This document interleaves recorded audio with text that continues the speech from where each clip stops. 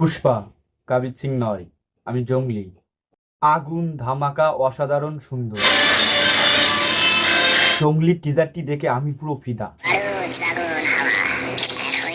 কেননা আমি সিয়ামের কাছ থেকে এতটা আশা করিনি, পেয়েছি তার থেকে বহুগুণ। জংলি মুভির জন্য সিয়াম যে নিজেকে ভেঙে গড়েছে তার প্রমাণের জন্য এই লুকটাই যথেষ্ট।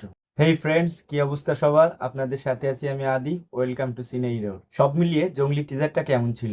জংলিকে নিয়ে সোশ্যাল মিডিয়ায় আগে যে ম্যাটেরিয়াল গুলো রিলিজ করা ছিল সেগুলো মোটামুটি ছিল, বাট টিজারটা জাস্ট অসাধারণ হয়েছে। টিজারটির লুক অ্যান্ড ফিল সত্যি দারুণ।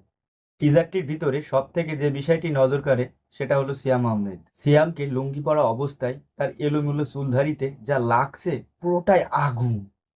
দারুণ লাগছে তাকে, এক কথায় অস্থির, অনবদ্য, অসাধারণ। সিয়াম তার এই চরিত্রের জন্য যে ডেডিকেশন, তাতে তিনি পুরোপুরি সফল। আওলা জাওলা লুকে তার যে ডায়লগ ডেলিভারি, যে অ্যাকশন, জাস্ট ফাটিয়ে দিয়েছে। জঙ্গলির পোস্টার, প্রি টিজার এগুলা দেখে নেটিজেনরা কখনো এটাকে কাবির সিং, পুষ্পা মুভির সাথে তুলনা করতেছিল। এই বিষয়টা মেকাররা ভালোভাবে বুঝে এই টিজারের মধ্যে পাবলিকের জন্য একটি রিয়াকশন দিয়েছে। এখানে বলতে শোনা যাচ্ছে, আমি পুষ্পা কাবির সিং নই, ওয়ে আমি জংলি।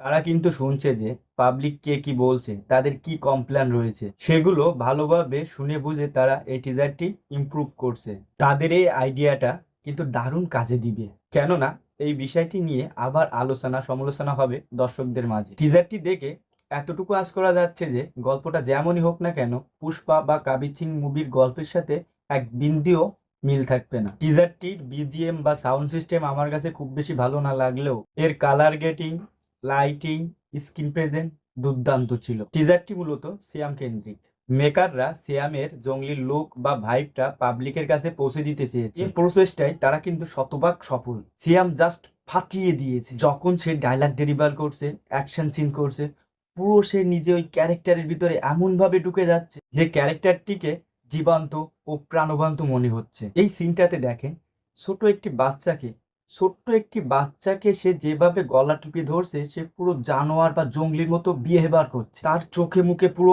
জঙ্গলি জঙ্গলি একটা ফ্লেভার আমরা ফিল করতে পারছি। এই ছোট দৃশ্যটাতে তার যে আগ্রাসনটা, তাতে মুভির নাম যে জঙ্গলি সেটা যথাযথ হয়েছে। এই ইমোশনাল ব্যাকগ্রাউন্ড মিউজিকটা জাস্ট চমৎকার ছিল। তাছাড়া বুবলিকে এক ঝলক দেখানো হয়েছে মাত্র, তার সংলাপ পর্যন্ত নাই। এক কথায় বলতে গেলে টিজারটি শুধু সিয়ামময়। এই টিজারটি দেখার পরে সিয়ামকে নিয়ে অনেক বেশি আলাপ আলোচনা হতে যাচ্ছে। আমার কেন জানি মনে হচ্ছে সিয়াম আহমেদ এই জঙ্গলির মাধ্যমে দারুণ একটা কামব্যাক করতে চলছে বাংলা ফিল্ম ইন্ডাস্ট্রি। সব মিলিয়ে টিজারটি আমার কাছে বেশ দারুণ ছিল। আপনাদের কাছে কেমন লেগেছে জানাতে ভুলবেন না কিন্তু কমেন্টে। এবার ঈদে জংলি একটি ব্যবসা সফল সিনেমা হোক, এই আশাবাদ ব্যক্ত করে আজকের মতো বাই বাই, টাটা। দেখা হবে অন্য কোনো ভিডিও, অন্য কোনো টপিক নিয়ে।